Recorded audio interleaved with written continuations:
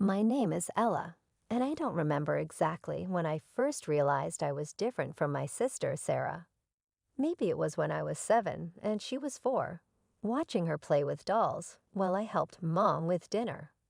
Or perhaps it was during all those afternoons when I'd peek through our kitchen window, watching other kids playing outside while I scrubbed dishes that were almost too high for me to reach. Ella, homework done? Mom would ask every day after school, her voice sharp with expectation. Yes, Mom, I'd reply, already tying on the too big apron she'd bought me for my 6th birthday.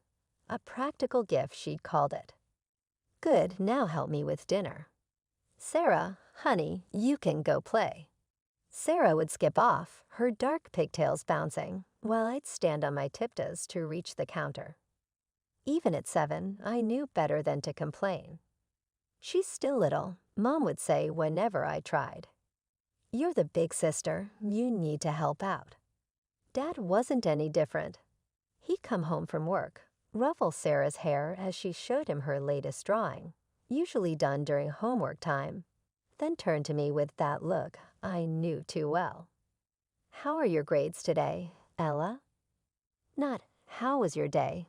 Or what did you learn? Just grades. Always grades. All A's, I'd say, and he'd nod like that was the minimum he expected. Our house wasn't big, a modest 2-story in a middle-class neighborhood. My friends lived nearby, but I rarely saw them outside of school. There was always something that needed doing: dishes, laundry, helping Sarah with her homework, even though she rarely paid attention, or studying to maintain those perfect grades. I remember one particular afternoon when I was 10. I had just won first place in the regional math competition, and my parents were beaming as my teacher praised me. "You've done such an amazing job raising Ella," Mrs. Peterson said. "Her love for learning is extraordinary." Mom and Dad exchanged proud looks. "Well, we've always encouraged her to read," Mom said, her hand on my shoulder. "Haven't we?" I wanted to tell Mrs. Peterson the truth, that I'd stayed up late studying by flashlight because daytime was for chores, that the only encouragement I got was the threat of disappointment if I brought home anything less than perfect. But I just smiled and nodded like the good daughter I was supposed to be. Meanwhile, Sarah was making paper airplanes out of her failed math test in the hallway, and nobody said a word about it. That's how it always was in our house. Sometimes I'd catch Sarah watching me with a smirk, especially when she'd get away with something that would have earned me a lecture. "You're just jealous," she told me once when I was 12 and she was 9, "because Mom and Dad like me better."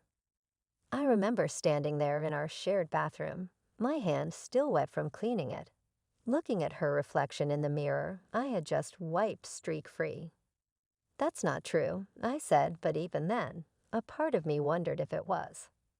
By the time Sarah started middle school, I was basically her personal tutor, not by choice, but by parental decree. Every afternoon I'd sit with her at the kitchen table, trying to explain basic algebra while she texted under the table. "Sarah, you need to pay attention," I'd say, exhausted after my own school day and chores. "Why, you'll just end up doing it for me anyway," she'd reply with that irritating smirk of hers. And she was right. That's exactly what would happen. "Ella, why isn't Sarah's homework done yet?" Mom would inevitably ask, hands on her hips. "She's not focusing." Then make her focus. "You're supposed to be helping her." So I'd end up doing Sarah's homework while she watched YouTube videos because it was easier than dealing with Mom's disappointment. Meanwhile, Sarah's weekly allowance would appear like clockwork, $20 every Friday. Me, I was lucky if I got $5 a month, usually with a lecture about how money doesn't grow on trees. The breaking point came when I turned 16.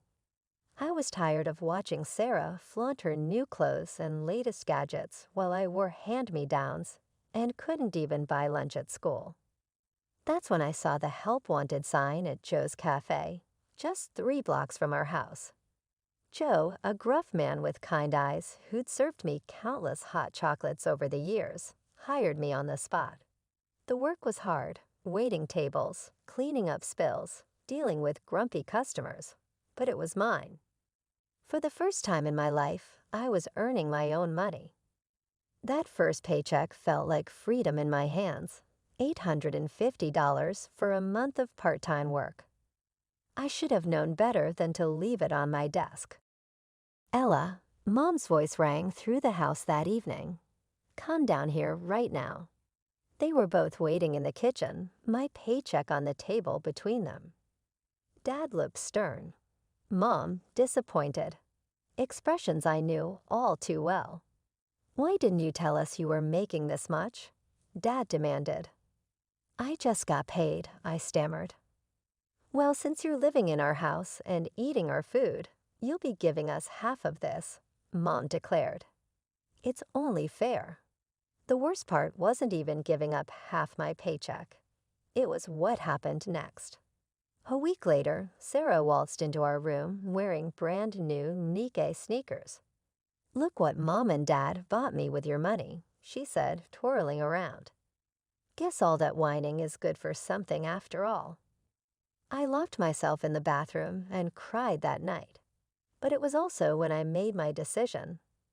I was getting out of here, and college was my ticket to freedom. My parents would never pay for it. They made that clear every time they talked about how Sarah would need money for college. So I threw myself into my studies with renewed determination.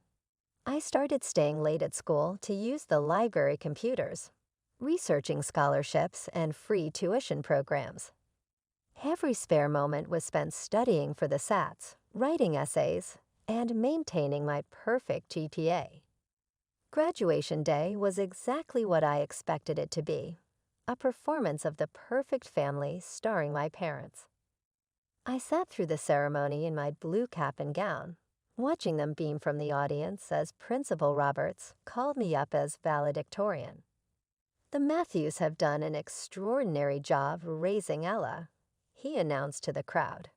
Her academic achievements are truly remarkable. Mom dabbed at her eyes with a tissue while Dad stood tall, his chest puffed out with pride. I could see them soaking up the praise like they always did, nodding and smiling as other parents congratulated them on their wonderful parenting. What none of them knew was that I'd already received acceptance letters from every college I'd applied to. I'd been checking the mailbox religiously for weeks, intercepting the letters before anyone else could see them. Each congratulation felt like a key to a door I'd been trying to unlock my whole life. But the best one, the one I'd chosen, was from Riverside State University.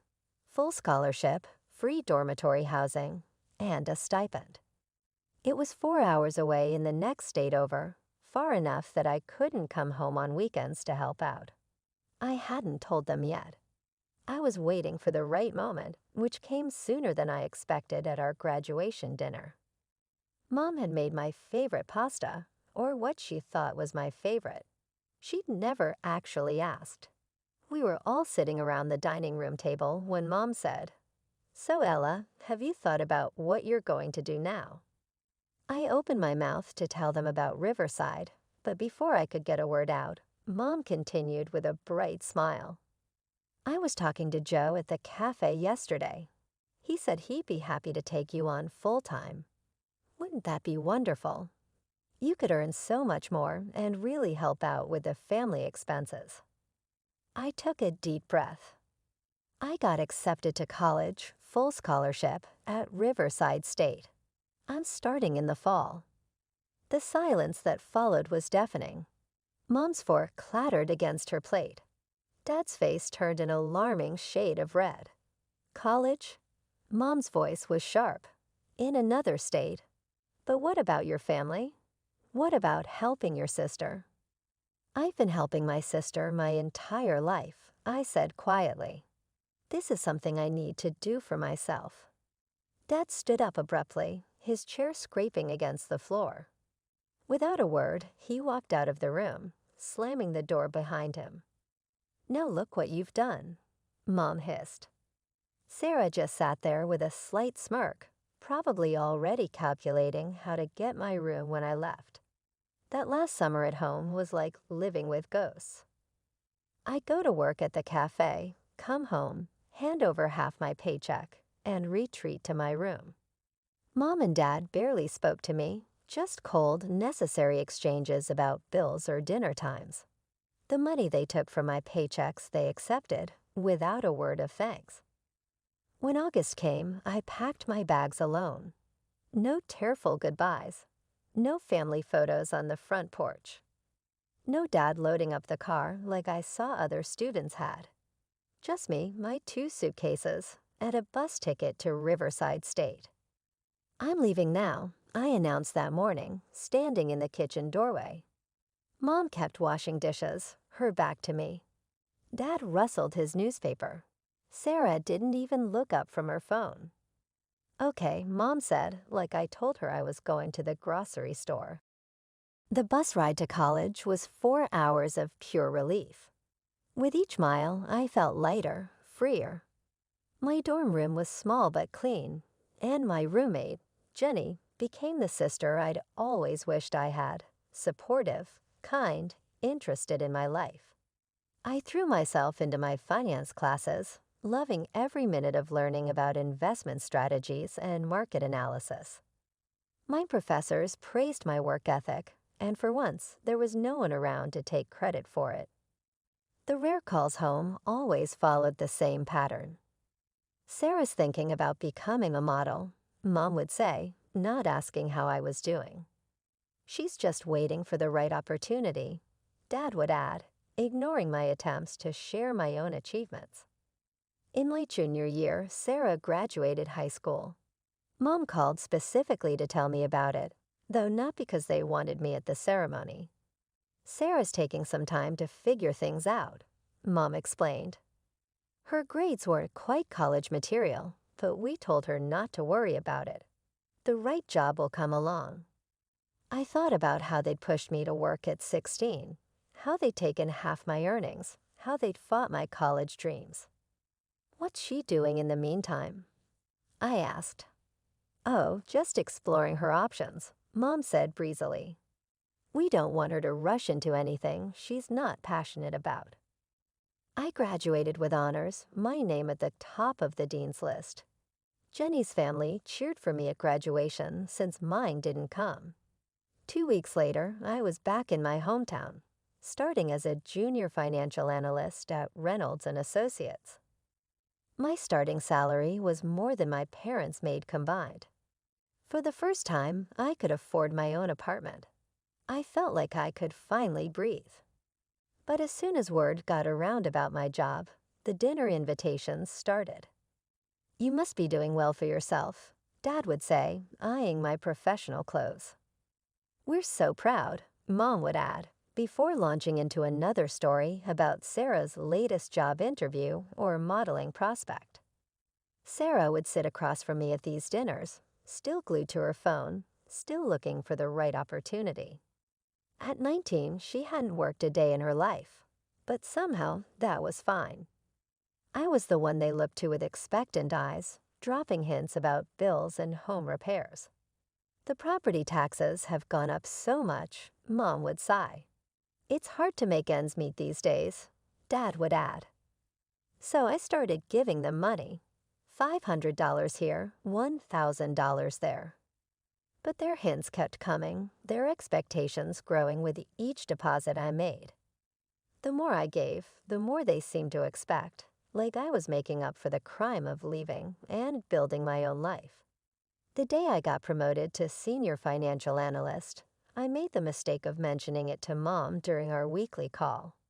Within hours, she planned a celebration dinner at their house.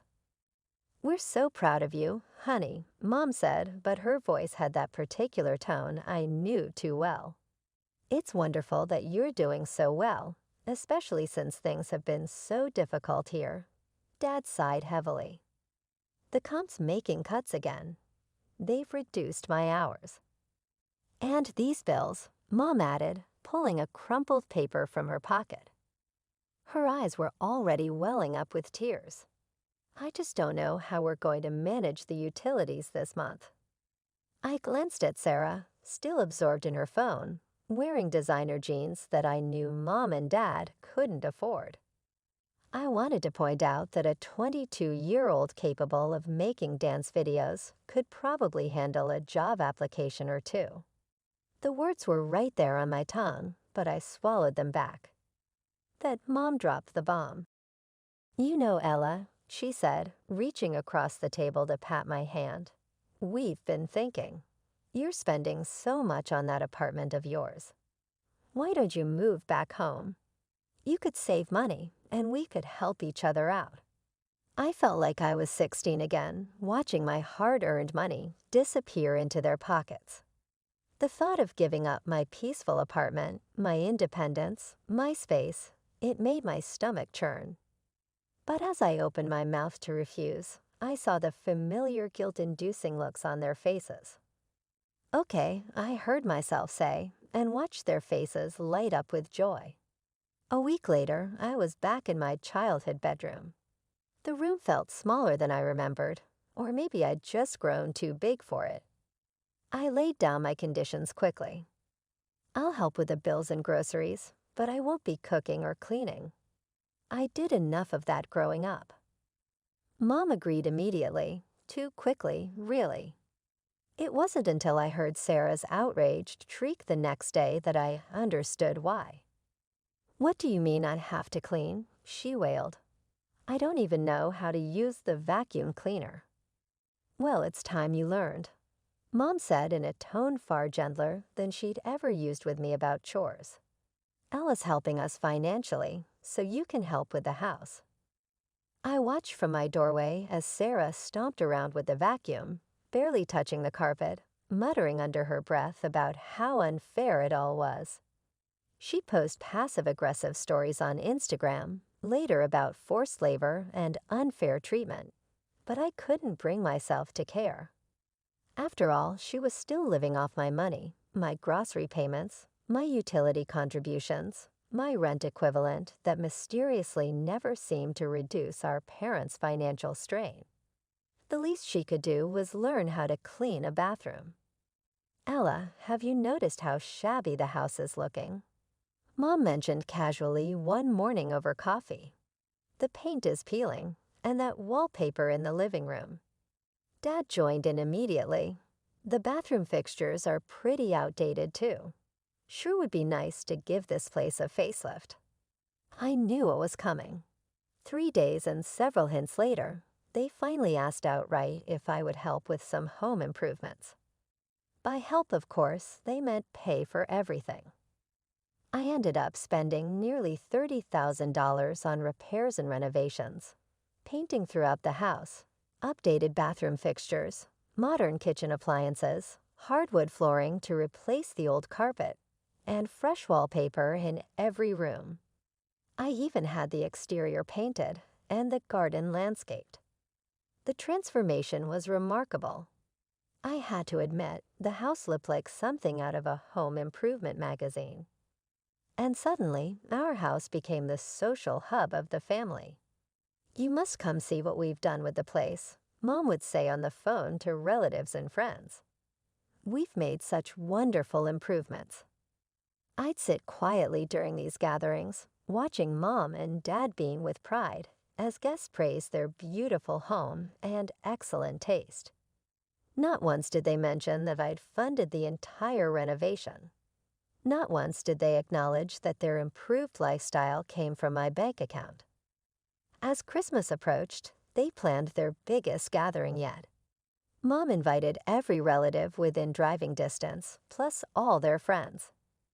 "It'll be perfect," she kept saying. "Everyone will see how well we're doing." I spent a fortune on gifts for everyone, including a new laptop for Sarah, who had been hinting about it for months. Christmas Day arrived, and the house was packed with people admiring the renovations and enjoying the catered food, which I'd also paid for. When it came time to exchange gifts, I watched as Sarah unwrapped a brand new iPhone from our parents, complete with all the accessories. Her squeal of delight could probably be heard next door. My gift from them, a bath set from the drugstore, that kind you buy last minute when you've forgotten someone. I didn't say anything. I just smiled and thanked them, then watched as everyone opened the expensive gifts I bought them. Nobody seemed to notice the disparity. Nobody seemed to care. The party was winding down when Mom cleared her throat to make an announcement. Linda and her kids are staying with us for a few days, she said, gesturing to her friend from out of state. Linda smiled warmly, her two teenage children looking tired after the long drive. That's nice, I said, already thinking about how cramped the living room would be with 3 people sleeping there. But Mom wasn't finished. Ella, you'll need to clear your things out of your room. Linda and the kids will be staying there. I stood there in the middle of the living room, still processing what I'd just heard. Linda and her kids shifted uncomfortably, clearly sensing the tension. They can stay in the living room, I suggested, trying to keep my voice level. We can set up the pull-out couch and bring in the air mattress. Don't be ridiculous, Mom snapped. They're guests. We can't make them sleep in the living room. They'll be uncomfortable. The irony of her concern for their comfort hit me like a slap. And what about my comfort? I asked, feeling heat rise in my cheeks. Did you think about that at all? Dad waved his hand dismissively. Stop making a scene. Just pack your things and move to the living room. It's only for a few days. I looked around at the house I'd renovated, at the Christmas decorations I'd paid for, at the presents I bought. Something inside me snapped. Why can't they stay in Sarah's room? The silence that followed was deafening. Sarah's head snapped up from her new iPhone, her mouth hanging open. Mom and Dad looked at each other like I'd suggested setting the house on fire. I can't believe you'd even suggest that. Sarah sputtered. That's completely out of the question. Mom said firmly, no. Why? I pressed. Why is it okay to displace me, but not her? Mom's face turned red. You're embarrassing me in front of my friend, she hissed. This is not how we raised you to behave. If you can't show proper respect in this house. Dad thundered, then maybe you shouldn't be here at all. Get out. Mom added, her voice shrill, get out until you learn some manners. I looked at them, really looked at them. At Mom's self-righteous anger, at Dad's red face, at Sarah's smug little smile. Not one of them seemed to remember or care that I was the one who paid for the roof over their heads, the food on their table, the presents under their tree. I didn't remind them. Instead, I walked upstairs to my room, the room they wanted to give away like it was theirs to give. My hands were steady as I packed my suitcase and made calls to find a hotel or hostel that had vacancies on Christmas night. The Paradise Inn, a small hostel on the edge of town, had 1 room left. I booked it immediately. 20 minutes later, I walked down those beautiful hardwood stairs I paid for, carrying my suitcase. Nobody tried to stop me. Nobody said a word. Sarah just smirked and went back to playing with her new iPhone. The Paradise Inn wasn't much, a small room with a lumpy bed and a bathroom down the hall. But it felt more like home than my parents' house had in years. I spent New Year's Eve there alone, with Chinese takeout and my laptop, searching for apartments. I found a 1-bedroom apartment in a modern complex across town, far from my parents' neighborhood. My phone buzzed constantly those first few days, texts and calls from my parents and Sarah. I didn't read or answer any of them. I bought furniture I actually liked, not just what my parents would approve of. I painted the walls colors I chose. I created a space that was entirely mine. 2 weeks after I moved in, Mom finally caught me off guard. I answered my phone without checking the caller ID, a mistake I wouldn't make again. The utility bills are due, she said, without preamble, her voice sharp and demanding. "Linda and her kids are gone now, so you can come back. Your room is waiting." I almost laughed at the absurdity of it. No hello, no apology, just another demand. "No," I said quietly. "What do you mean, no?" She sounded genuinely confused, as if the possibility of my refusal had never occurred to her. "I mean no, Mom, I'm not coming back. And I'm not paying your bills anymore." There was a moment of stunned silence, then the explosion I'd been expecting. "How dare you?" she screeched. "After everything we've done for you, this is how you repay us, by abandoning your family when we need you." I let her rant for a moment, listening to the familiar guilt trips and accusations. They didn't touch me anymore. "You made it very clear how you really feel about me," I said when she paused for breath. "You've shown me that I'm nothing more than a checkbook to you. Well, that checkbook is closed now. Don't call me again unless you're ready to treat me with respect." I hung up before she could respond. The calls and texts intensified after that. Dad left voicemails about family duty. Sarah sent manipulative messages about how she was suffering because of my selfishness. Mom alternated between rage and tearful guilt trips. I blocked them all. Weeks passed, then months. I threw myself into my work, got another promotion, and started taking yoga classes. Through mutual friends, I heard about what was happening at my parents' house. They were struggling to pay bills for the first time in years.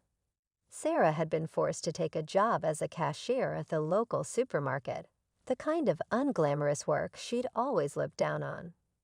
She was apparently terrible at it, constantly calling in sick and complaining about having to stand all day. Mom and Dad were telling anyone who would listen about their ungrateful eldest daughter who had abandoned them in their time of need. They'd spin elaborate tales about all they'd sacrificed for my education, none of which had been true. They'd tell people how they'd supported my career. They hadn't, and how I betrayed them as soon as I found success. Some people believed them. Let them. The truth was, I'd spent 25 years being the person they wanted me to be. The dutiful daughter, the responsible one, the family ATM. Now it was time to be myself. The funny thing is, I'm actually grateful to them now, not for the years of manipulation and control, but for that last Christmas night when they pushed too far.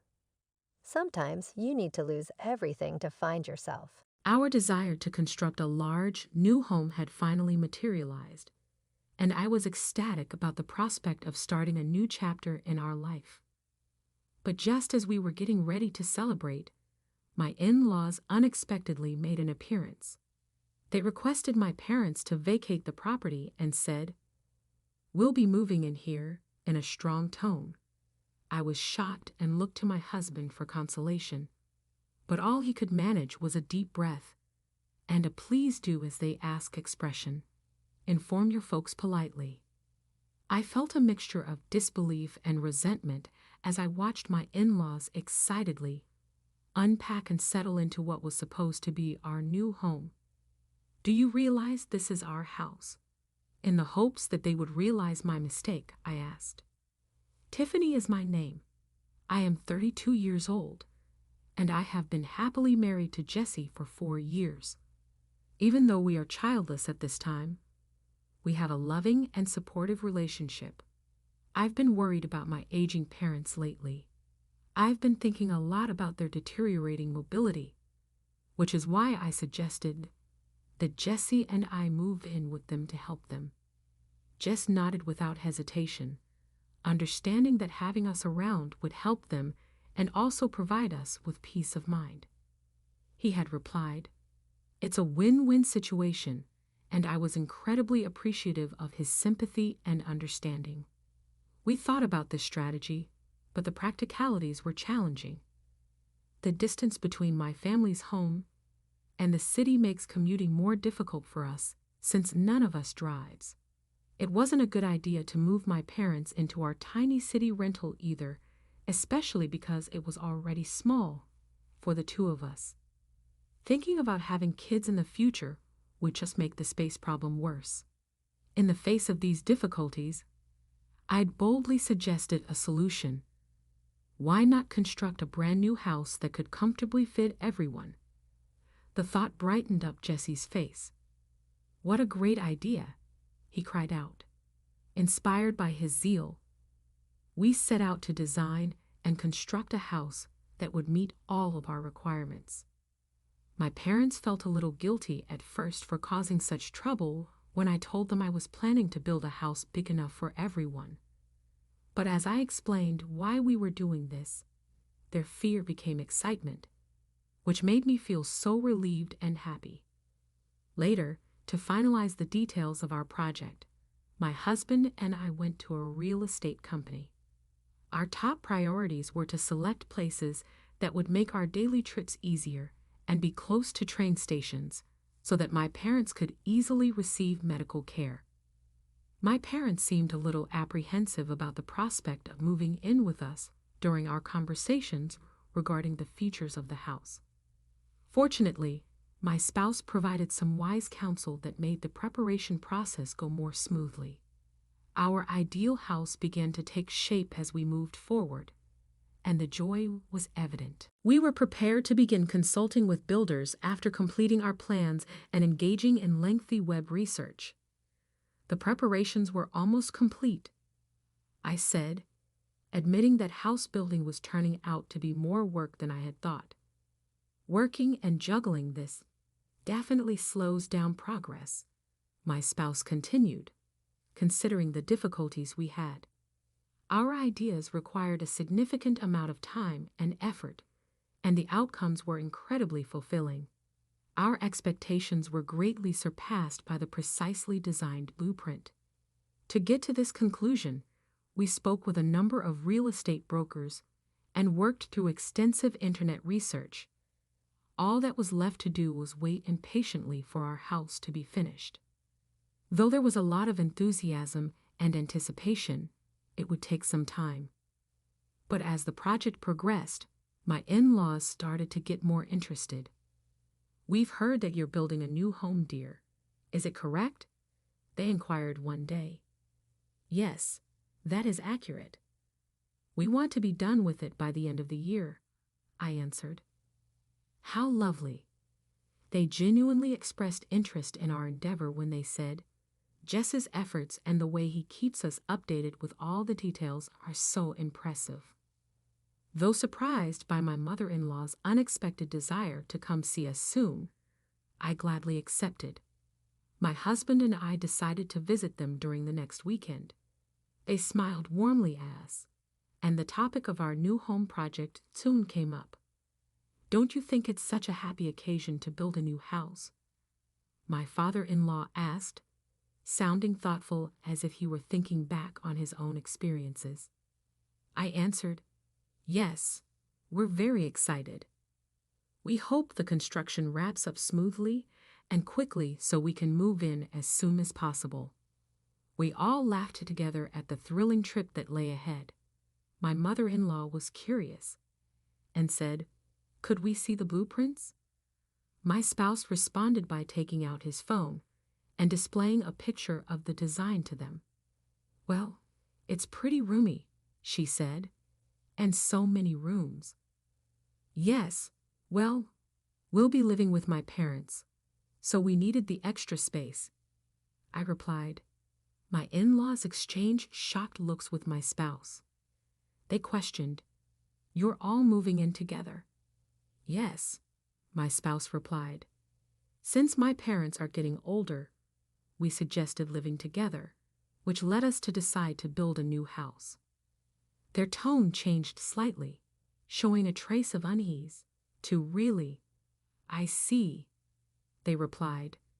I swiftly shifted the topic in an attempt to diffuse the situation.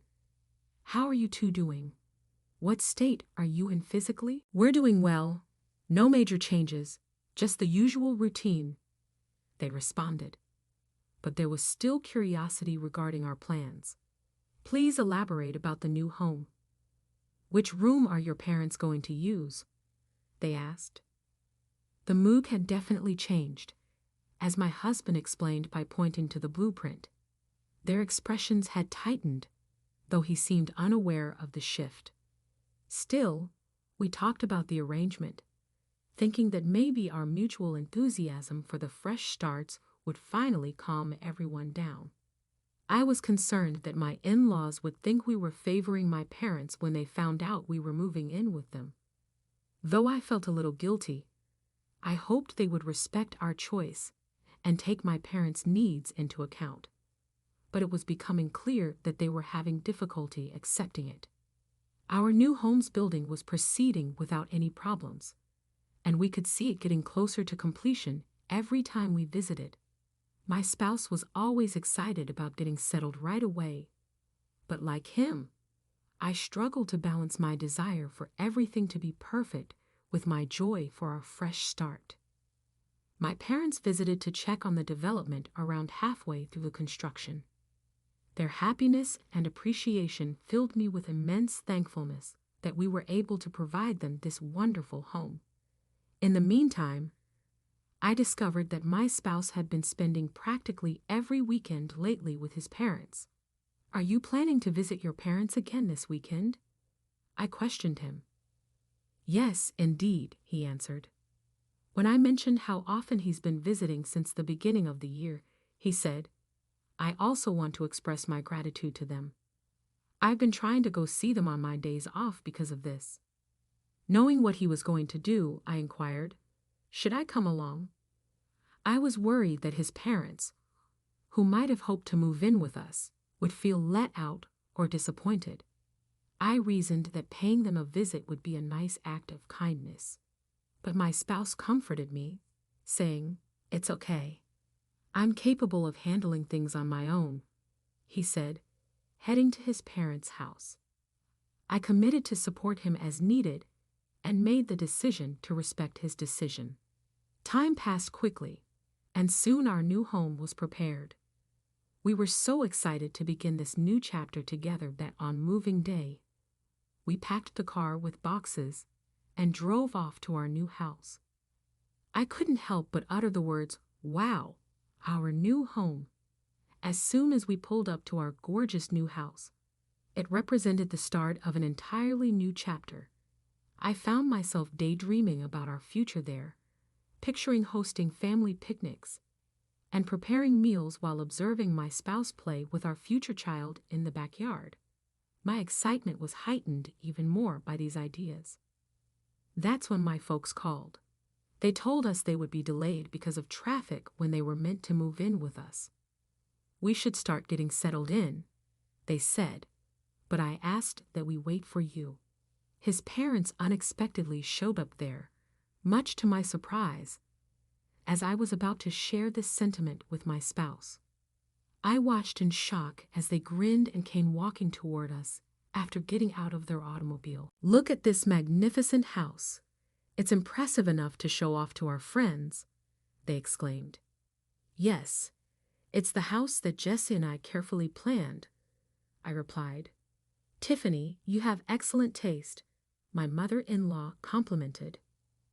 "Well, I suppose I can give her credit for that," I said, managing a thankful nod. To my astonishment, they began unloading a considerable amount of luggage from their car, leaving me baffled. I quickly asked my mother-in-law and father-in-law, "Why do you have so much stuff? What are you planning to do?" Their reply caught me completely off guard. "What do you mean?" "We're moving our things into this house," they said. "You're planning to live here starting today, but you'll need to ask your parents to leave." "Why are you doing this?" I asked, my voice tinged with disbelief and frustration. My mother-in-law then explained, "As a new bride, it's customary to prioritize your husband's family." The unexpected twist left me struggling to reconcile the joy of our new beginning with the sudden challenge of balancing family expectations and our carefully laid plans. Feeling a wave of emotions, I turned to my husband for support when his parents declared that they should be the ones moving into the new house. Taking a deep breath, he told me, "Just let your parents know gently." I felt a rush of disbelief. This house was intended for me and my parents. "I can't accept this decision," I protested.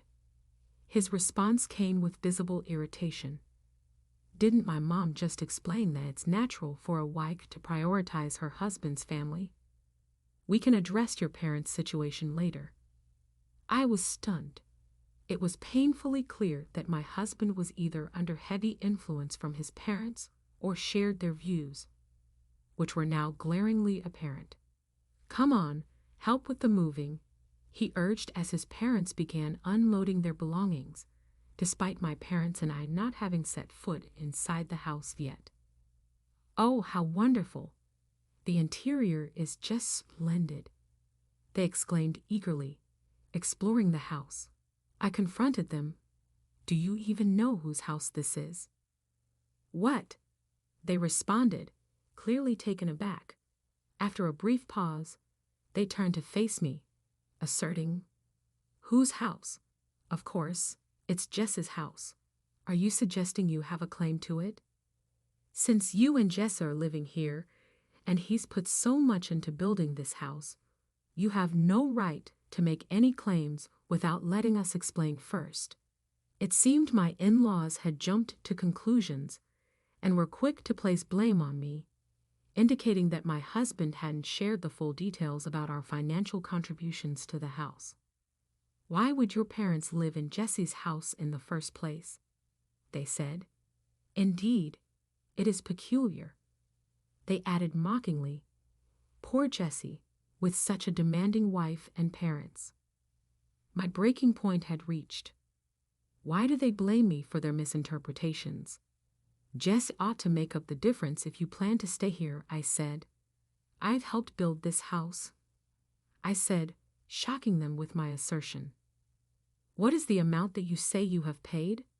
"It must be a little sum, perhaps $100, they jeered. My spouse said nothing, appearing uneasy. I faced him, posing a challenge. "Are you telling the truth?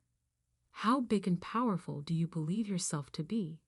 Uncertain of what to say next, he hesitated.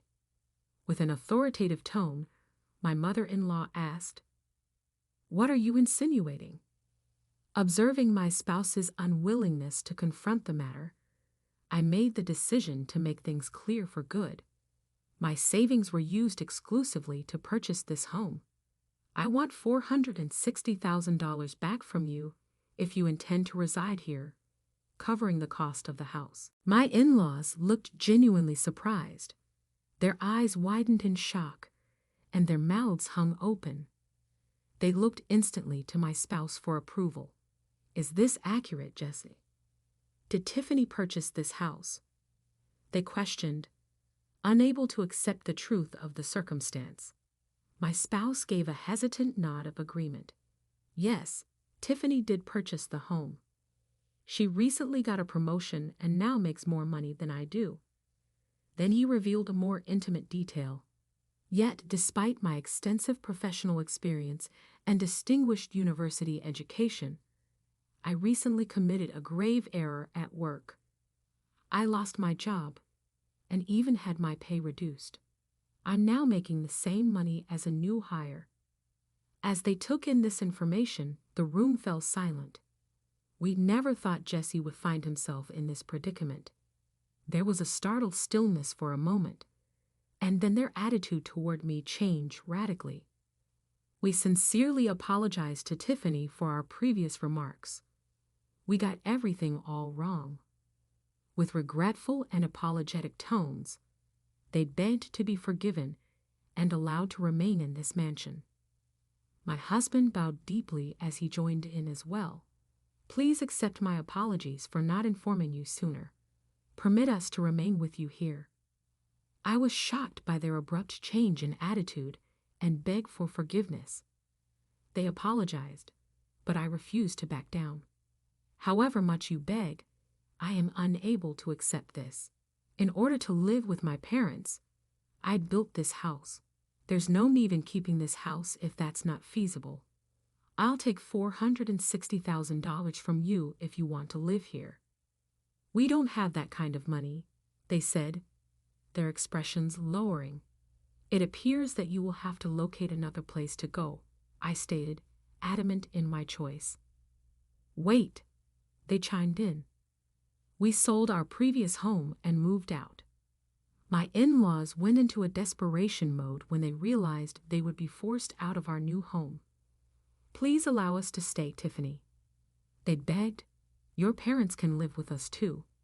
I found it impossible to imagine having both sets of parents live under one roof. I cannot concur with it. You should have some money left over if you sold your house. Why not use it to locate an apartment? I inquired. Tears filled their eyes at this. In actuality, we suffered a sizable loss on an unwise investment.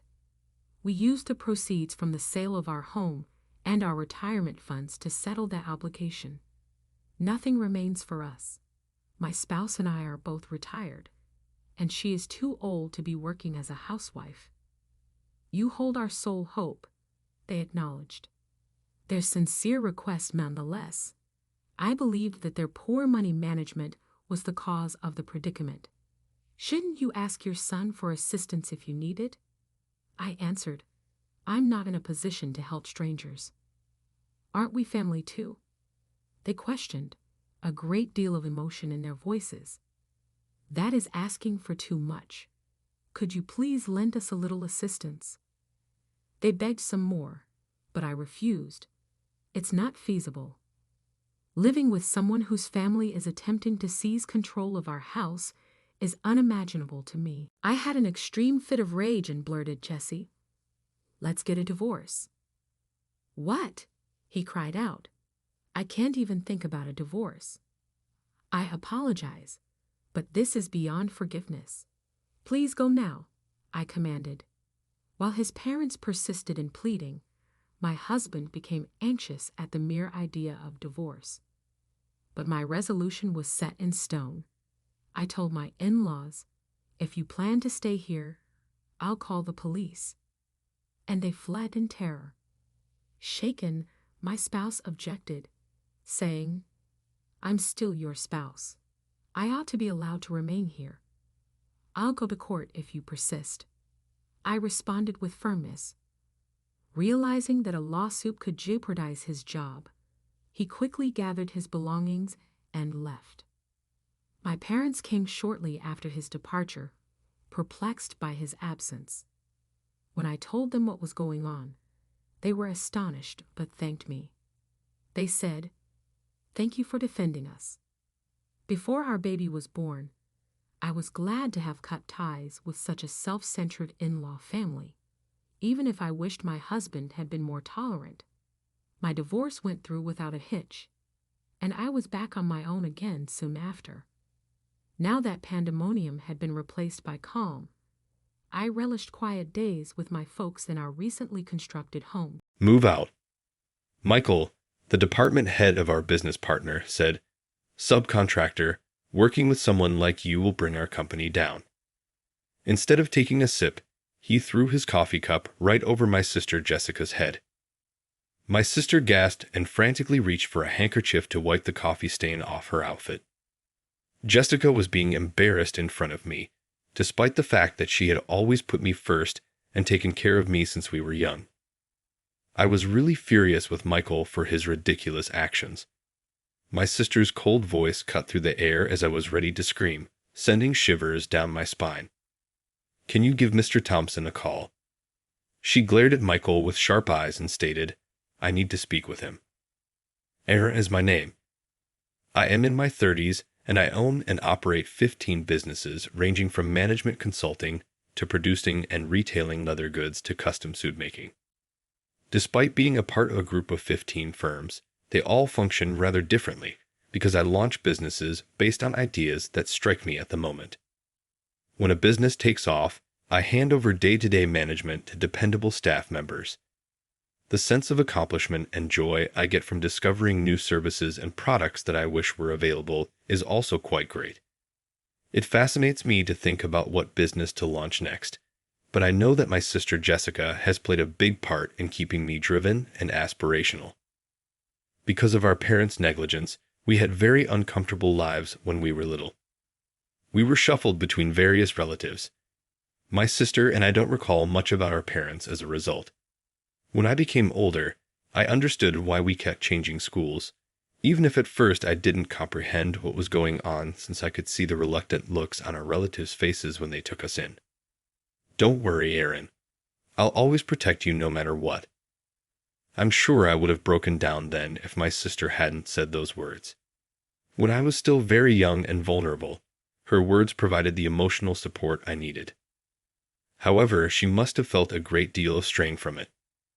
She cooked us meals, looked over school paperwork like a parent, and took care of me.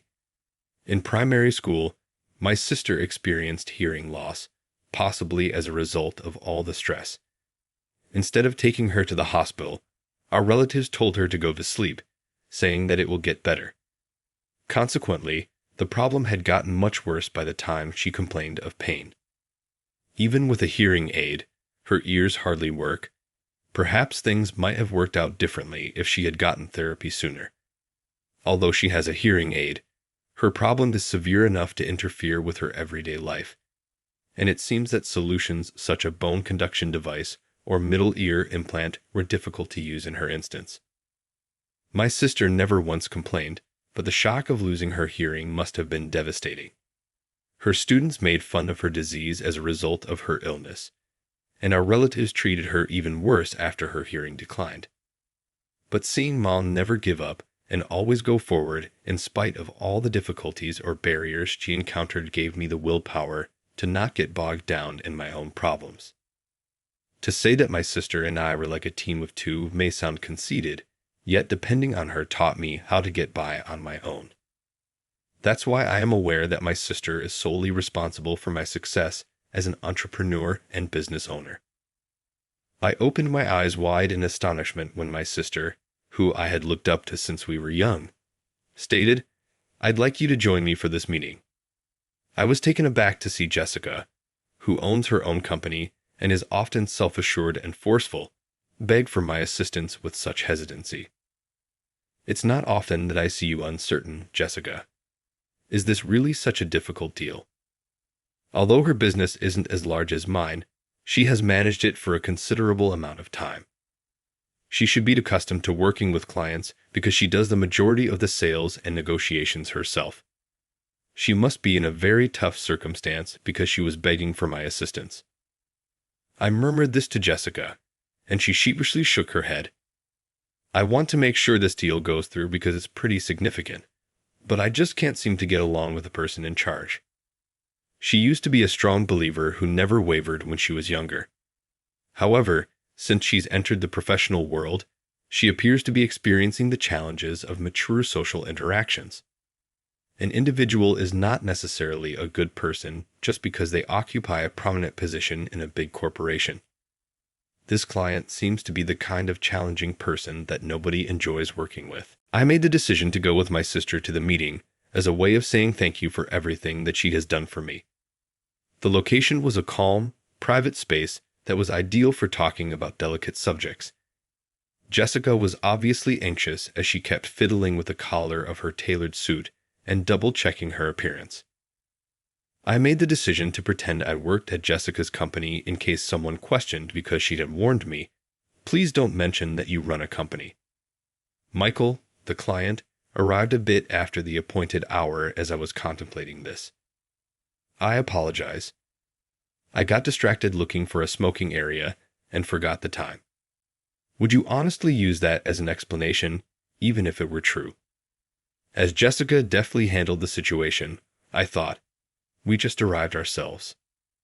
Jessica didn't need to rely on sign language or any other kind of aid for the time being because of this degree of contact.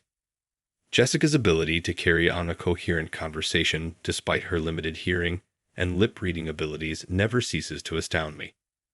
Even though we had been waiting for quite some time and had come more than half an hour early, Michael seemed to take Jessica's remark at face value. Then, as if it were instinctive, He handed Jessica his jacket and remarked, "Then I should have taken more time for a smoke." I watched this discussion in silence until Michael gave me a questioning glance that suggested, "Who's this guy?" "I'm glad to have met you. My name is—" Michael interrupted me as I was getting up to introduce myself, stating, "I don't need an introduction from some low-level guy." I was happy that my worry was unfounded, and that he wouldn't question me about why we had the same last name. Michael's disagreeable attitude started to make me feel uneasy at the same moment. "Would you please just get me a drink? Make it black. I don't like sweet things." With hardly a glance, he threw the menu at Jessica and muttered this. With good reason, Jessica had a concerned expression when she stared at Michael. Jessica found it challenging to understand what Michael was saying and to read his lips because he had purposefully covered his mouth when issuing the instruction. Not only was his voice muffled, but he had covered his mouth so she could not possibly imagine what he'd spoken. Even though I didn't think it was necessary for him to be so petty, I also couldn't really criticize someone who was crucial to Jessica's company. I hit the button to summon the server, thinking it would be easier if I just took care of the order. But Michael gave me a stern look and told me to shut up, low-level man. I spend a lot of time determining whether my business partners are capable of handling simple exchanges. It's true that while doing business, it's critical to take into account not just the partner's business strategy, but also the enthusiasm and moral fiber of the organization's executives and staff. But it was obvious that Michael was trying to minimize Jessica with his behavior. He appeared to be making fun of someone who was disabled. "Excuse me, but what you're doing is." A firm grip closed around my arm before I could say anything more. Jessica, who was seated next to me, was firmly gripping my arm while shaking her head. Jessica was the one who made this arrangement, not my company. Even though I was against doing business with someone like Michael, Jessica had good reason to remain silent. I said nothing, honoring her request, and waited for the waiter to come get our order. I gave Jessica a gesture under the table that only she could comprehend. With my left hand, I traced a circle with 5 fingers, and with my other hand, I pretended to stir with a spoon. Jessica nodded slightly. I was relieved because it appeared the coffee sign had been received. "Please, 3 coffees. Might we also be able to get some damp towels?" I inquired. "I apologize," the waiter replied, apparently forgetting to bring the towels when we were seated, and then inquired about the cream and sugar. The dilemma was resolved when Jessica ordered all 3 coffees with the milk and sugar on the side. Jessica's hearing issue went unnoticed by the server because of how naturally she responded. As she'd previously stated, she developed the abilities to get by in day-to-day life since she was an adult. Michael watched the conversation between Jessica and the waiter in silence, perhaps recognizing there was nothing to find fault with. I found the entire exchange to be flawless.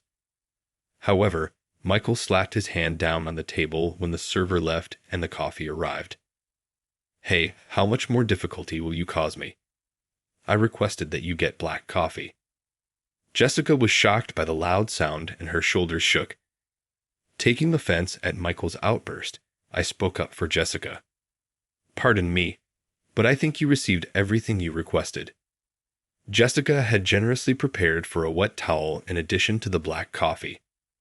The only thing you needed to do was not use the cream and sugar because they were placed separately.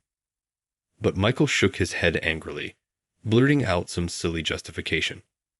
"I wouldn't need to use the spoon if I hadn't ordered the cream and sugar. I detest having a messy table, and I now have to cope with extra stuff on it." It was true that there was a little container of cream and a spoon inside the saucer he used for his coffee. Even just getting those moved aside was giving him too much bother. He was grumbling. My wrath flared as I realized there was no cause to argue with him. But before I could say anything, Jessica knelt alongside me. "I apologize profusely for the inconvenience.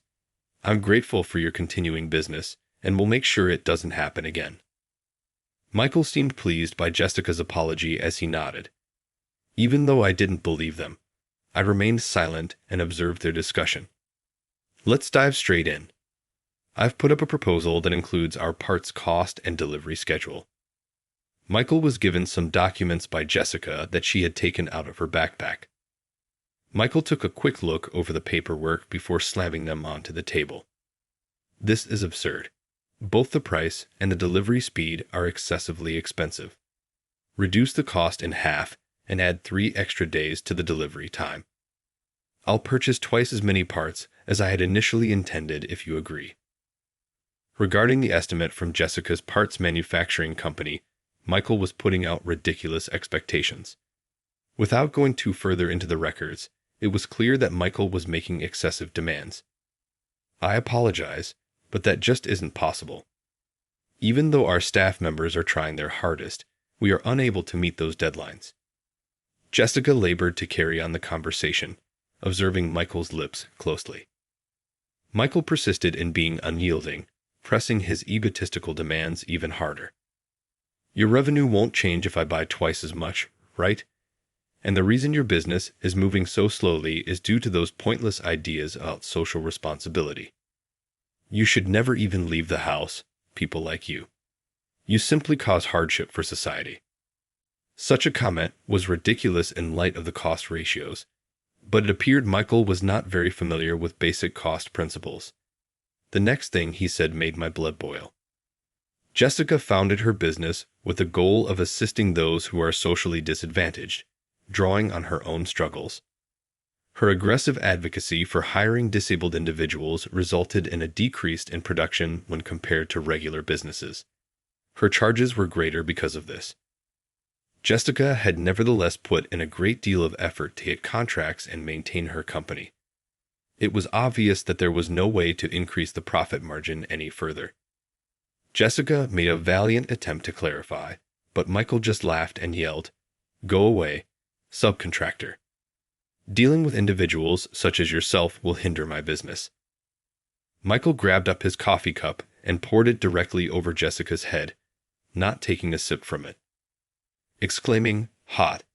With haste, Jessica took out a handkerchief and wiped away the coffee that had seeped into her suit. The sister who had taken care of me since we were young and always put me first was now being embarrassed in front of me. My rage reached a breaking point due to Michael's ridiculous actions. I was ready to yell when Jessica spoke, her voice so icy that it made my skin crawl. "Maybe you give your president a call. I should speak with him first." She then gave Michael a chilly, steely gaze. Stunned by Jessica's abrupt transformation in attitude, Michael first appeared astonished before erupting into laughter. "I apologize. My fingers went slick. But you'd like me to give Mr. Thompson a call. What do you believe someone running a small business like you could potentially accomplish?" Jessica kept dabbing at the coffee mark on her shoulder with her handkerchief, as if she was still in disbelief at the stubborn stain. I had the suit created at my place of business, and Jessica received it as a gift when she opened for business. Using the finest material, I had created it to fit her frame properly, so she could look confident during any discussion. "Look, I apologize for the coffee. Since it wasn't deliberate, let's put it behind us. And this agreement is off too. Yes, it's a loss for us both, but let's go on and declare it even." It's obvious that Michael believed this would not really affect his business, but he was unaware of what was going to happen. It was not anything Jessica or I intended to forgive him for. We were going to absolutely destroy him. Observing Michael take off his coat and go, I made a self-promise to persevere. I started implementing my plan that same day. Equipment manufacture and distribution were two of the businesses that Michael's company, together with its subsidiaries, operated in. Since his business strategy and mine were so similar, I decided to open a rival eatery close to one of Michael's establishments. I had been considering starting a restaurant for some time, and this development just expedited the process, which was ideal for me. Michael's restaurant franchise, well known for having many locations, took great satisfaction in providing high-quality ingredients at affordable prices. We were ideal rivals because, coincidentally, I also valued premium ingredients and wanted to provide the public with that experience. I made significant investments in marketing and promotion when my restaurant first opened, and word of mouth quickly spread, making it one of the most difficult places to acquire a reservation. It was evident that Michael's patrons were gravitating toward my place, and we skillfully steered clear of the typical hazard faced by eateries that lose their appeal after a certain point in time. My secretary called me one day to let me know that someone wanted to talk to me. It was Michael when I answered. I gave in to his insistence that we have a meeting, provided it would only be brief and one time. Michael was in full shock when he saw me. He didn't realize I was the CEO. You're the person from that time. I cynically replied, "Yes, I'm well aware of who you are," as I observed Michael repeatedly bend his head. I think we had a prior negotiation together. I had assumed back then that you were just a worker for that small business. I'm sorry, I didn't greet you correctly. He obviously hadn't grasped the fact that Jessica and I were related. I asked Michael what he wanted, frustrated by his persistent lack of respect. First and foremost, why are you visiting? I'm pretty busy, as I stated on the phone, I said icily. Michael clutched his hands uncomfortably as he gave his explanation for being here. I take it that your company has opened a few stores close to ours recently. Given how similar our business strategies are, I believed it would be advantageous for us to collaborate. As he continued, it was evident that Michael was suggesting that his business acquire my company. He was disturbed by the rivalry in the area, but he now desired to purchase my business in order to capitalize on the circumstances. Naturally, I had no plans to close my company. Silently opening the door, I gave Michael the all clear to depart. Are you certain? I can take revenge in a lot of ways. Michael muttered, his voice filled with venom. Perhaps from his wounded pride, don't come crying to me when you regret it. I swallowed my want to respond and bit back a response. Instead, I stayed silent. Michael bit his lip and walked out, leaving a noisy trail of footsteps behind him. He presumably believed that I owned just restaurants, which is why he felt so entitled to address me in such a haughty manner. It is necessary to impart to individuals such as Michael the harsh realities of the commercial world. I grabbed up my phone and tapped the contact of a crucial person to plan my next step. I got a message the next day from the employees I put in charge of running the rival eatery. Upon opening the URL they gave, I was met with a plethora of defamatory remarks on our store. The same account has made multiple posts from the day before. Was this a revenge Michael had in mind? If that is the case, it was very immature and unethical. The posts were obviously aimed to scare away consumers because they were full of lies about food safety and insults directed at the employees. I offered the staff some instructions to calm them down, and they told me that none of these statements were accurate. I have total faith in all of you. Keep the remarks exactly as they are, but send a disclosure request and get in touch with the site authorities. This is more than sufficient justification to file a lawsuit. Together, let's clear your names. My secretary entered the room as though she was waiting for me to end the call. It appears that I was called. It was clearly Michael again, when she claimed it was from the person who wanted to meet yesterday. But I told my secretary not to answer the phone. Sorry, please tell him I'm not interested in talking, and let him know that I'll be away on a business trip for a while, so I won't be available. Disguised as a business trip, I went back to work, trying to avoid Michael. I was going about my day when I saw Jessica's email on my phone. The text of the message said, I want to thank you all for the other day. Well, Michael arrived in our office, and now things are becoming a little problematic. He simply won't go. Could you take care of this instead of me calling the police? That would worry the workers. As soon as I opened Jessica's email, I sighed. I take it that he went to disturb Jessica instead of trying to reach me. How shameless he had to be to show up at her office was something that kept crossing my mind. Something in me wanted to see his daring for myself, so I hurriedly dressed and went to Jessica's office. Are you back from your travels? As soon as he saw me, Michael exclaimed, I've been hoping to see you. He came running over and took hold of both my hands. He had done a complete 180 from when he was bragging. "I won't forgive you, even if you regret it, not too long ago." Disregarding Michael's endeavors, I faced Jessica. "You mentioned that you were having some issues. What precisely took place?" I replied in basic sign language, and Jessica gave me a weary expression in return. "He won't leave. He's attempting to make me a new agreement now. But I don't have time for this because I've already begun working with another company." Michael jumped in quickly, saying, "I'm getting even greater terms than before because of this. I sincerely hope that our collaboration can continue." Jessica firmly shook her head, rejecting the proposition even though he begged. "We've already reached our limit. In addition, didn't you always whine about how ineffective my business was? You made it sound as though those of us with disabilities were an inconvenience to society." Jessica uttered, "I will never forgive you," with firmness. She said, "And furthermore, isn't the real reason you want to make a deal with my company because you're trying to keep ties with my brother?" Michael groaned, as though she had struck the mark, and then exclaimed, "Ugh," before bending deeply to his knees. "Mr. Thompson instructed me to plead for your pardon at all costs. Please, I beg you, please." I cast a harsh gaze down at his pathetic frame.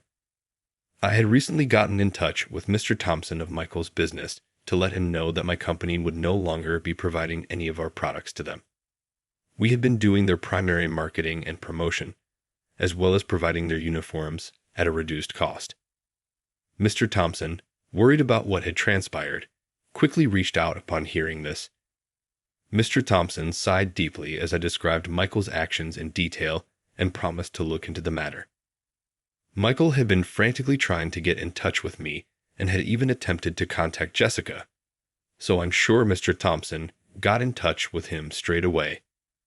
Naturally, neither of us intended to extend our forgiveness to him. "If you continue to stay here, I'll call the police, and I'll also inform Mr. Thompson." Michael's face became pale at the mention of Mr. Thompson and the police. Without saying anything else, he promptly gave us another bow. It became out that Michael was the author of the negative reviews of my restaurant. This naturally resulted in legal action, and the outcome is still pending. Our attorney is certain that Michael will suffer serious repercussions. Michael is undoubtedly waiting tensely for the decision as well. Since then, a different company has taken the position of Michael's restaurant, which was next to mine. In addition to losing business to my establishment, they also experienced problems as a result of mishandled food and inadequate worker training. Strangely enough, the very criticisms Michael had leveled at my business proved to be valid for him as well. The idea that he had been talking about his own company made me chuckle. Later, I received a personal apology from Mr. Thompson. In addition, he asked that we continue doing business together, claiming that Michael had been treated fairly. Michael was probably dismissed since I haven't seen him since. It made sense, given all the damage he wreaked. It is my sole hope that he makes a turnaround in his life and returns to society. In the meantime, my business keeps growing and branching out into new products and services. When I consider them, Jessica's business is also becoming well known for its inclusive employment policies, which foster an environment in which individuals with disabilities can prosper. Businesses that are primarily motivated by self-interest and short-term profitability ultimately fail. In tandem with Jessica, I intend to keep making contributions to society.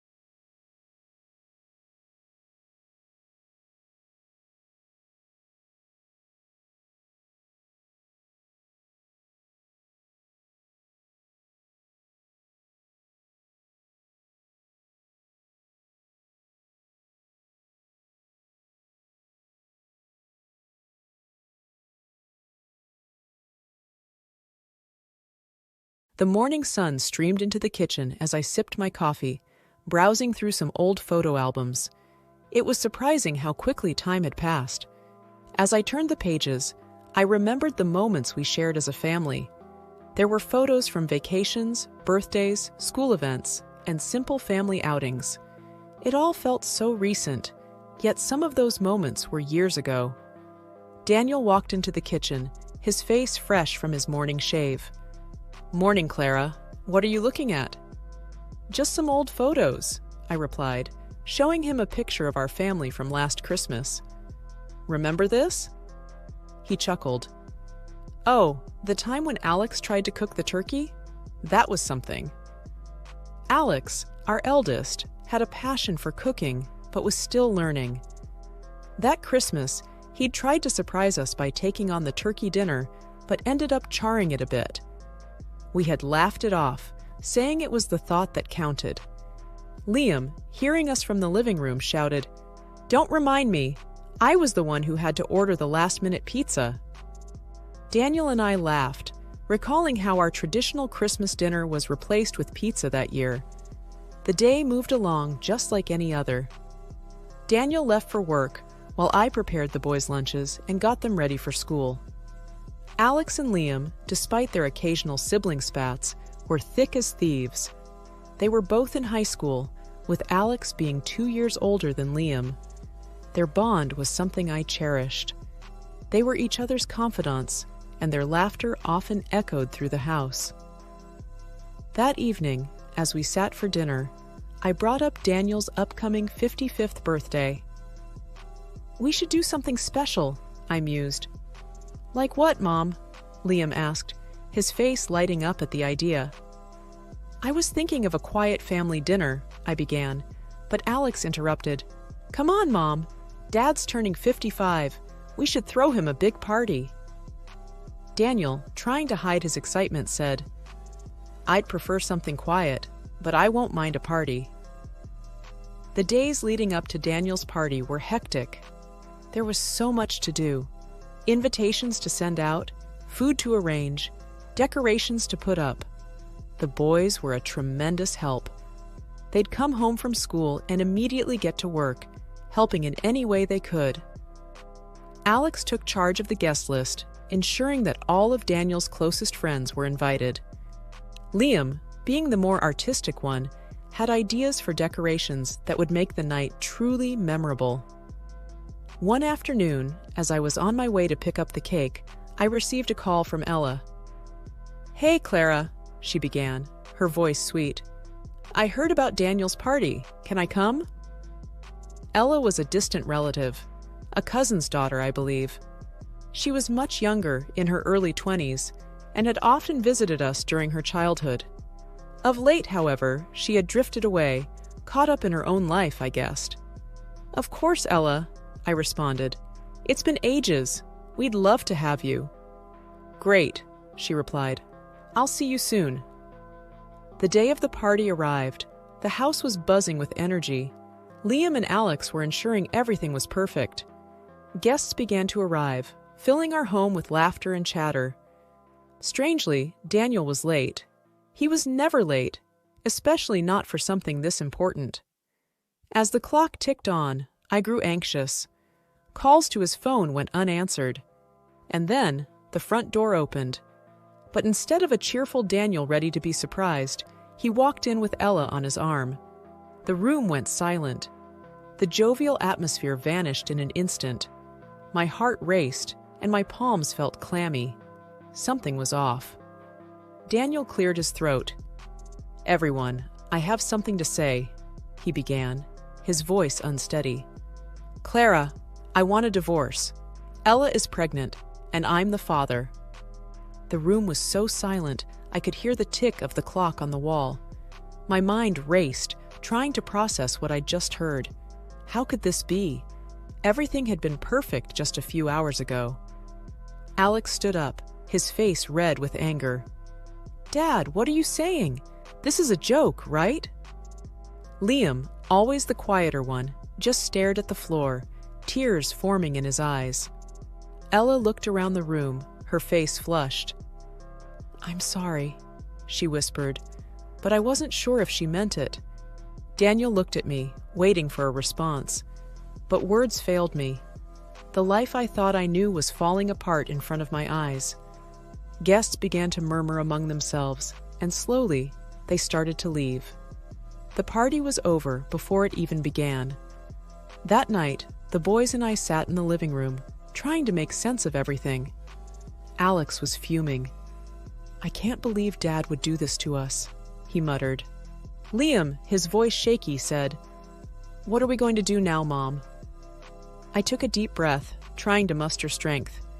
"We'll figure it out, boys. We always do."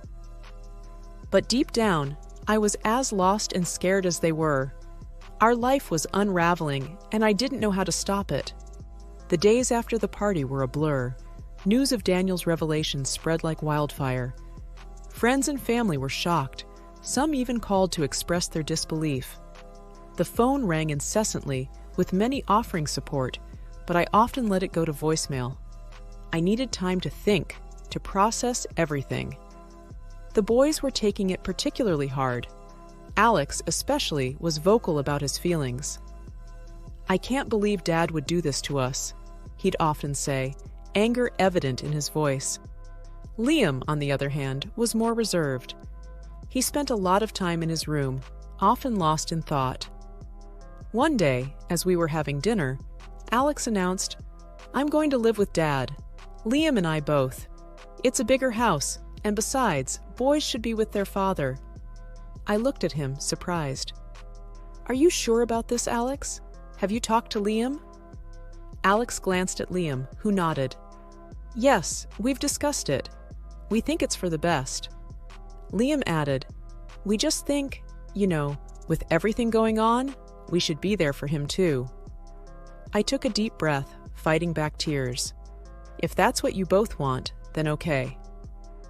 The decision was made. The next week, the boys packed their bags and moved in with Daniel and Ella. The house felt empty without them, but I respected their decision. It wasn't long before things started to change, though. One evening, I received a call from Alex. "Mom," he began, his voice strained. "Ella is making our lives miserable. She throws parties all the time, and her friends are always over. They're loud and obnoxious." Liam took over the phone. "Mom, it's not what we thought. Ella doesn't want us there. She's making it very clear." My heart ached hearing their words. "Boys, you can always come back home. This is your home." There was silence on the other end. Then Alex replied, "We'll think about it, Mom." Days turned into weeks, and the tension grew. The boys were unhappy, and even Daniel started to see Ella's true colors. One evening, there was another knock on my door. It was Daniel and Ella. Ella, her face red with anger, started, "Clara, you need to take your sons back. They're ruining our life." Daniel looked embarrassed but said nothing. I replied calmly, "They're your sons too, Daniel. They can decide where they want to live." Ella huffed, "This is ridiculous. We can't have them here." I looked at Daniel, waiting for him to say something, to defend our children, but he remained silent. It was clear where his loyalties lay. The boys eventually returned home, and our small apartment was filled with life again. Although it was a tight space, the warmth of our bond made it comfortable. Ella's attitude had worn them out, and they regretted ever leaving. Their return also brought to light how deeply Ella's influence was entrenched in Daniel's life. One evening, as I was scrolling through my social media, an idea began to form. I knew Ella was always chasing after the flashy lifestyle. Her posts were filled with pictures of expensive items, fancy dinners, and luxurious vacations. I wondered if I could use this to my advantage. "Boys," I called out, gathering them in the living room, "I have an idea." Alex looked curious. "What is it, Mom?" "I think it's time we take matters into our own hands. Ella's been having her fun, but it's time we expose her for who she really is." Liam raised an eyebrow. "How do you plan on doing that?" I explained my plan, detailing each step. "I'm going to create a fake profile of a rich, successful man. If Ella is as shallow as I think she is, she'll take the bait. Alex smirked. This could actually work, but what's the end goal? I took a deep breath. I want to show Daniel her true colors. I want him to see that she's using him, that she's not the angel he thinks she is. Liam looked hesitant. It's risky, Mom. What if you get caught? I nodded. I know, but it's a risk I'm willing to take. With the boys' help, we set up a profile, complete with pictures of a handsome, wealthy-looking man, luxurious vacations, and high-end cars. We named him Max Sterling. Within a day of creating the profile, I sent Ella a friend request, which she quickly accepted. I wasted no time and sent her a message. Max. Hey, came across your profile. You have a stunning smile. Ella responded almost instantly. Ella. Thank you, Max. Your profile looks impressive. Businessman? Max. Yes, I dabble in a bit of everything. Real estate, stocks, you name it. By the way, are you single? Ella replied with a wink emoji. Currently in a situation, but nothing too serious. Why do you ask? Max. Well, I'm looking for someone to accompany me to some events. I could use a beautiful woman by my side. Ella's response was swift and eager. Sounds tempting. Tell me more. And so, our pen pal affair began. Ella opened up about her life, and as I'd predicted, she didn't have many kind words about Daniel. She talked about how she was just in it for the money and the luxurious life. She even mentioned faking her pregnancy to tie him down. But the worst came when she referred to me as her silly aunt and laughed about how easily she had played everyone. I had all the evidence I needed. One evening, the doorbell rang. It was Daniel. He looked worn out. Clara, can we talk? He asked, his voice breaking. I let him in. We sat in silence for a while. Finally, he spoke. I think I made a mistake. Ella is different. I smirked. Oh, you have no idea. We gathered in the living room of the house I once called home. The heavy drapes held back the evening sun, casting the room in a subdued light, matching the somber mood. Daniel looked apprehensive, constantly glancing at the front door.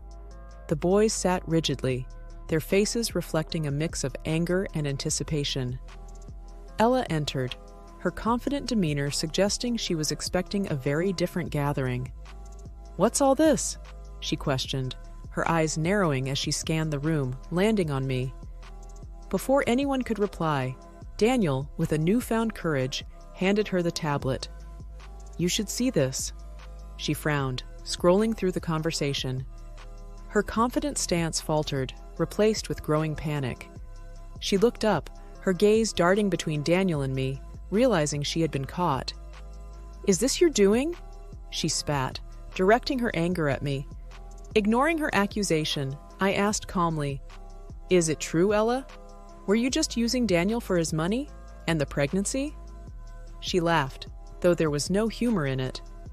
Why should it matter? He was an easy target. Alex, unable to contain his anger, shot up. You played with our lives for your own selfish reasons. Ella smirked. Should have kept your noses out of my business then. Liam, ever the mediator, tried reasoning. You could have just been honest from the start. Why play this game? She looked defiant. Because it was easy, and I got what I wanted. He was just a stepping stone. Daniel, his voice shaking, finally spoke. Did you ever care about me? Even a little? She shrugged nonchalantly. You served a purpose. That's all. With those final cold words, she stormed out, leaving a trail of destruction in her wake. There was a heavy silence. Daniel looked utterly broken, his world shattered. I sighed. I'm sorry, Daniel, but you had to know. He nodded, tears streaming down his face. I was so blind. Alex looked at his father, his voice firm. You made your choice, Dad. You decided to trust her over us. Liam added, echoing his brother's sentiments. Actions have consequences. Daniel sat there, crushed by the weight of Ella's betrayal and his own decisions. And while it was painful to watch, neither I nor my children felt any sympathy for him. I found myself back at the house just a few days after the revelation. This time, it was to discuss the terms of our divorce. It felt surreal. The house, which once echoed with our shared dreams, now stood as a testament to our broken trust. The boys were adamant they wanted to be present, to ensure things were fair. They had grown so much during this time, standing firm and supporting me. Daniel looked even more worn out, as if the weight of his mistakes was physically pushing him down. He started, "Clara, I can't begin to express how deeply sorry I am." "Save it," I cut him off. "This isn't about apologies. Let's get to business." Liam took out a piece of paper. "We've listed out what we think is a fair division. We don't want more than we deserve, but we certainly won't accept less." Daniel skimmed through it, then looked up, hesitating. "Clara, the house. I thought we could sell it and split the money." Alex snorted. "Why? So you can give half to Ella?" I intervened. "No, the house stays with the boys and me. You have other properties. You won't be left homeless." Daniel tried again. "It's just that the house holds memories for me too." "Memories you were willing to tarnish by bringing Ella into our home," I retorted. He looked down, defeated. "Fine, I won't contest it."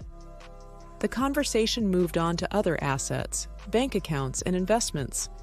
It was a grueling process, bringing up more raw emotions. Every time we hit a roadblock, one of the boys would step in, reminding Daniel of his responsibilities. Finally, after what felt like hours, we reached an agreement. The boys and I would retain the family home and most of the joint savings. Daniel would keep his personal assets and the vacation home. As we were about to leave, Daniel spoke, "Clara, I know I don't have any right to ask, but can we ever find a way to move past this? Not as a couple, but maybe, someday, as friends?" I took a deep breath.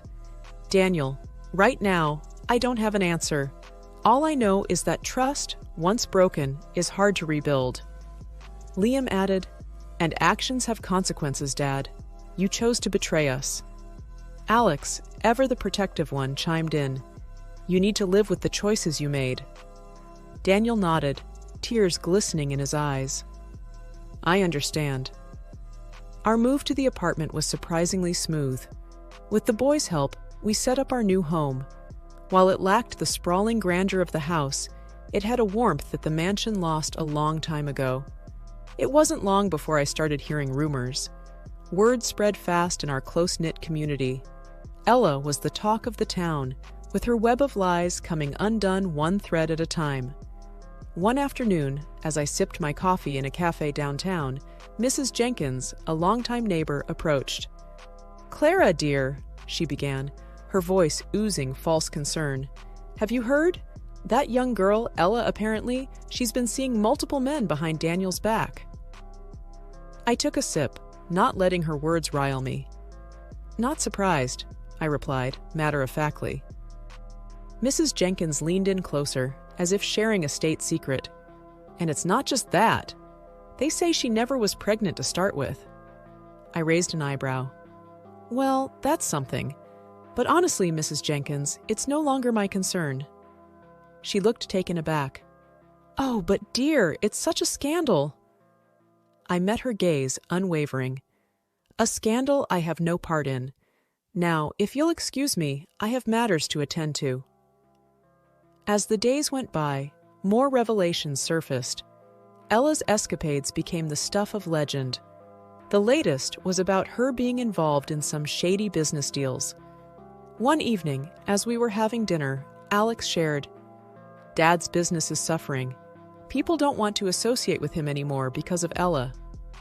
Liam added, "I heard some partners pulled out of deals." I took a moment, then said, "It's unfortunate, but he chose to align with her. This is the outcome of his choices." The doorbell rang, disrupting our conversation. To our surprise, it was Daniel. "Clara," he began, "I need to talk." I nodded. Fine, but keep it brief. He sighed, looking more disheveled than ever.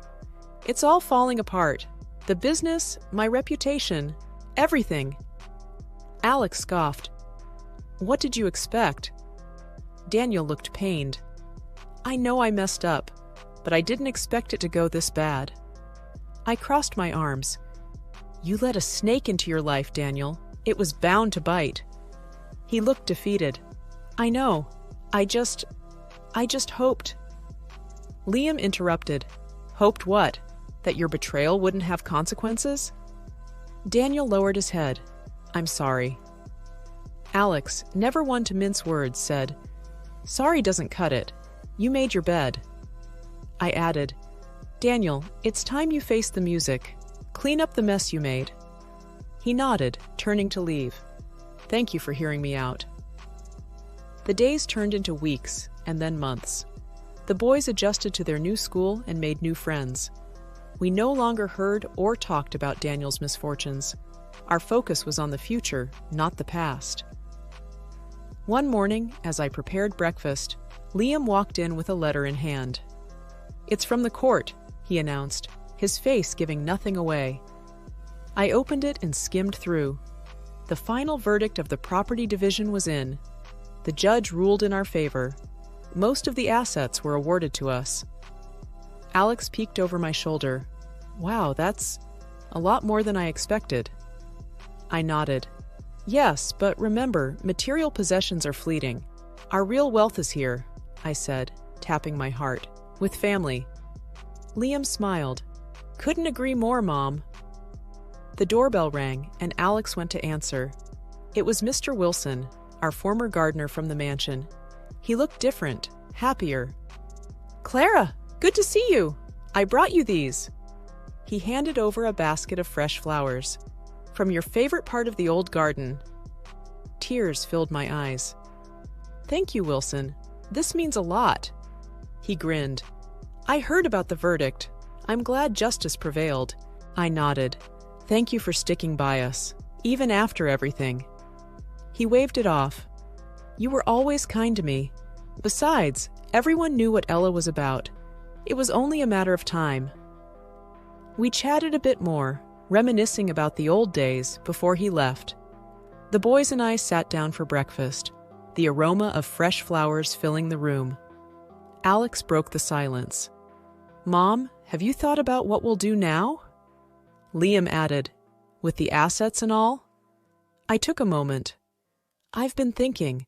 Perhaps it's time for a fresh start, somewhere new. We can sell the house, the cars, everything. We'll have enough to start over. Alex looked intrigued. Where were you thinking? Somewhere by the coast. Always loved the sound of waves. Liam beamed. I'm in. Alex chuckled. Yeah, me too. We started planning our move. A new place, away from the shadows of our past. It was exhilarating. A few weeks later, we packed our bags and headed to our new home.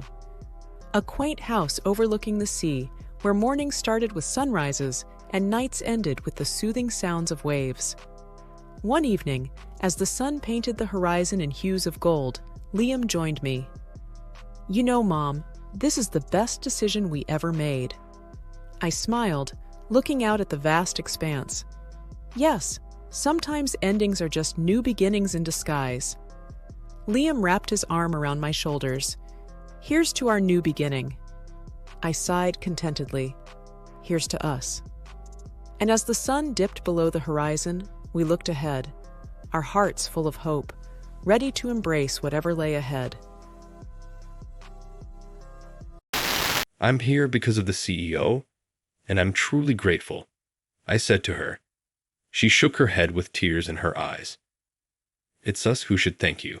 Since meeting you, he really enjoyed his work. He used to say that it's rare to find someone as sincere and kind as you. He was looking forward to seeing the company prosper with employees like you. Thank you for meeting him and joining our company. The CEO who took in someone like me, who had neither money nor a fancy education, was grateful to someone like me. The image of the CEO's gentle smile came to my mind. I was devastated, but I couldn't grieve forever. The CEO had left something in my hands. I tried my best to pick myself up and move forward. But there was someone who ruined the CEO's funeral. It was my boss, John, who used to bully me. During the time I was saying my last goodbye to the CEO at the funeral, John came up to me and said, "Now I can finally fire a loser like you.